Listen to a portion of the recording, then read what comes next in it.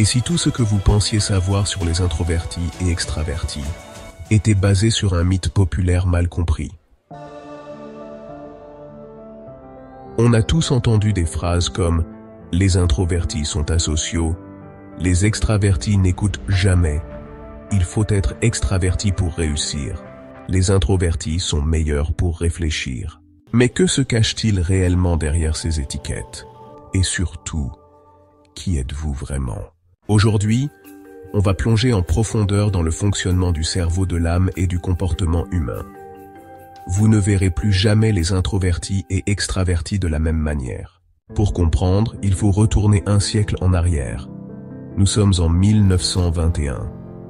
Carl Gustav Jung, psychiatre suisse et ancien collaborateur de Freud, publie Type psychologique. Il y propose une révolution.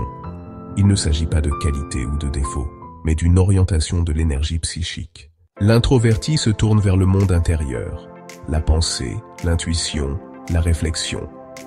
L'extraverti, lui, s'oriente vers le monde extérieur, l'action, les échanges, les interactions. Jung ne réduisait jamais l'introverti à un timide, ou l'extraverti à un bavard.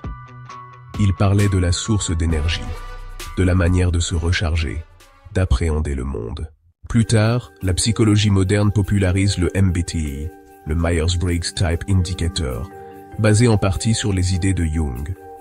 Et aujourd'hui, on parle aussi du Big Five, où l'extraversion est l'un des 5 traits majeurs de la personnalité. Les introvertis et extravertis fonctionnent différemment neurologiquement. Ce n'est pas une simple préférence sociale, c'est biologique. Dans une étude de 2005, Depew et Collins montre que les extravertis ont une activité accrue du système dopaminergique. Ils sont plus sensibles à la récompense externe, reconnaissance, plaisir, contacts sociaux.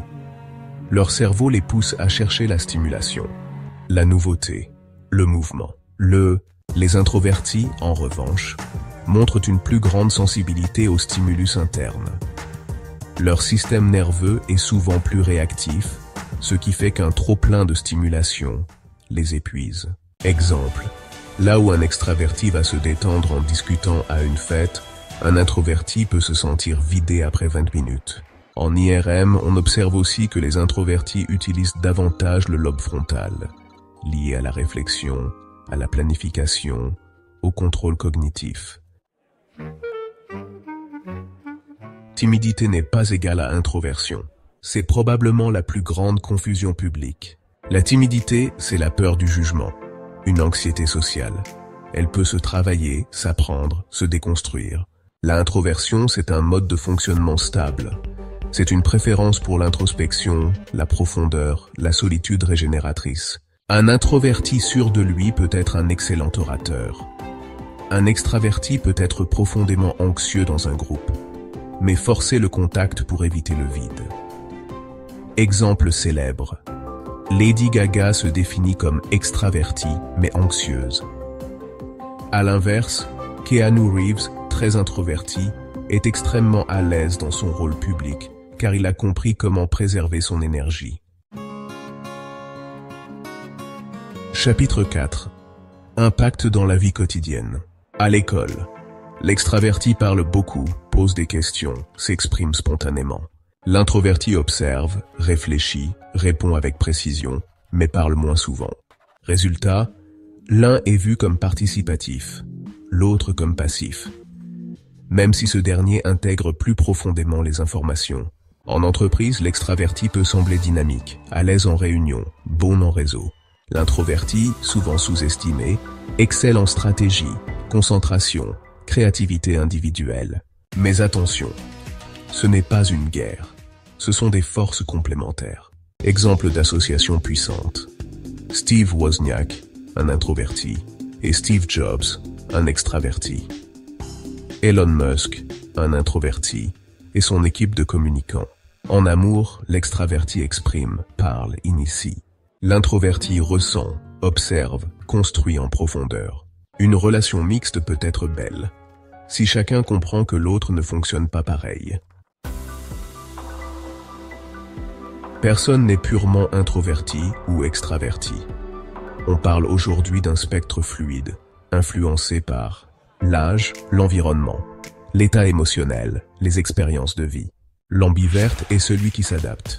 Il peut savourer une soirée seule avec un livre, puis briller dans une discussion de groupe le lendemain. La clé, c'est la gestion de l'énergie. Se connaître, savoir quand dire oui, et surtout, quand dire non. Comprendre l'autre pour mieux vivre ensemble. Comprendre les introvertis, c'est respecter leurs besoins de solitude, de lenteur, de silence fertile. Comprendre les extravertis, c'est accueillir leurs besoins de lien, d'échange, de mouvement. Dans une société bruyante, l'introverti rappelle l'importance du calme. Dans un monde replié, l'extraverti rallume la connexion. L'un écoute profondément, l'autre relie intensément. Ce n'est pas une opposition, c'est une danse humaine. Chapitre 7. Qui êtes-vous vraiment? Et si vous arrêtiez de chercher à vous coller une étiquette? Et si, au lieu de vous dire « je suis introverti, donc je ne peux pas faire ça », vous vous demandiez « qu'est-ce qui me donne de l'énergie? Comment puis-je équilibrer mon monde intérieur et mes actions extérieures ?» C'est ça, la vraie transformation. Se comprendre pour ne plus s'excuser d'être soi-même et s'aimer sans chercher à ressembler aux autres. Vous voilà avec une vision complète, nuancée et humaine des différences entre introversion et extraversion. Alors dites-moi en commentaire, quel type de personnalité vous ressemble le plus? Et comment cela a influencé votre vie, vos choix, vos relations? Abonnez-vous à l'essence humaine pour aller encore plus loin dans la découverte des profondeurs psychologiques qui nous définissent. On se retrouve très vite pour continuer ce voyage au cœur de l'âme.